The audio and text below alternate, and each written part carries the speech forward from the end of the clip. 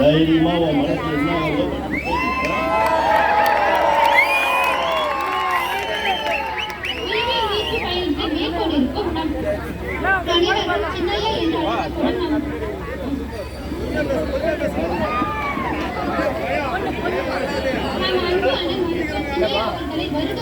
வரவேற்கும் ராணிப்பேட்டை பாட்டாளி மக்கள் கட்சி சொந்தம்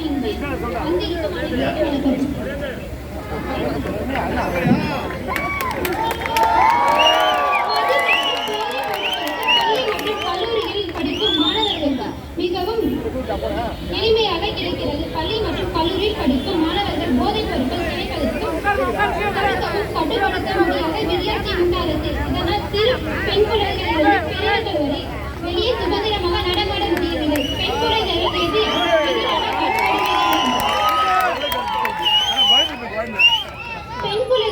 எதிரான வன்கொடுமைகளை நாளுக்கு நாள் அதிகரித்துக் கொண்டே இருக்கிறது. முடியவில்லை என்ற காலம் போய் இப்பொழுது பெண்கள் பகலில் கூட சுதந்திரமாக வெளியே நடமாட முடியவில்லை. பெண்களுக்கு விடியல் ஆட்சியில் பாதுகாப்பே இல்லை. பெண்கள் பாதுகாப்பை தமிழக அரசு தவறிவிட்டது. தமிழக அரசுக்கு வன்னியர்களின் ஓட்டு மட்டும் வேண்டுமா? ஆனால் வன்னியர்களின் வாழ்வாதாரம் எப்படிப்பட